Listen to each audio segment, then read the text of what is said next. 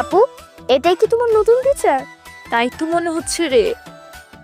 দেখো তো মনে হচ্ছে ভীষণ রাগী। তোর আপুর যদি তার রাগের উপর পানি ঢেলে দেয় কেমন হবে বলতো?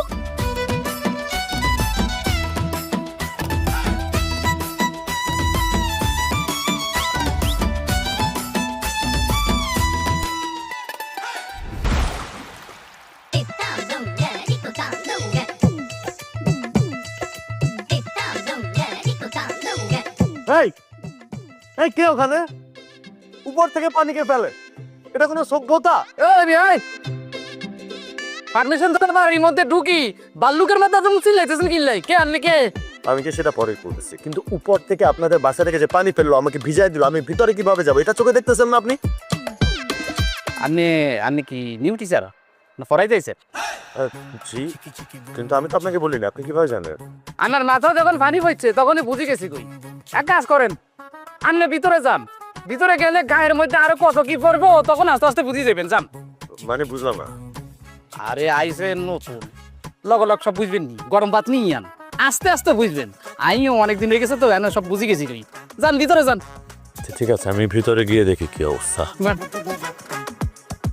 আপনার কথা আমার ভালো লেগেছে, আপনি ইন্টারেস্টিং। আরে ইন্টারেস্টিং রে, ইন্টারেস্টিং এর কামটা শুরু হয়ে যাবে অনেক।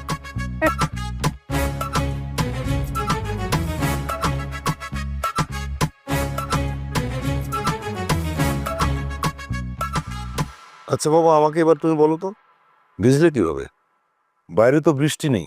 না আঙ্কেল, ঠিক বৃষ্টি না, কে যেন উপর থেকে পানি ফেললো। বেলকনি, বেলকনি থেকে পানিটা পড়েছে না বাবা? আমি ঠিক দেখতে পাইনি উপরে কে ছিল। সমস্যা নেই, ইচ্ছে করে তো ফেলেনি হয়তো।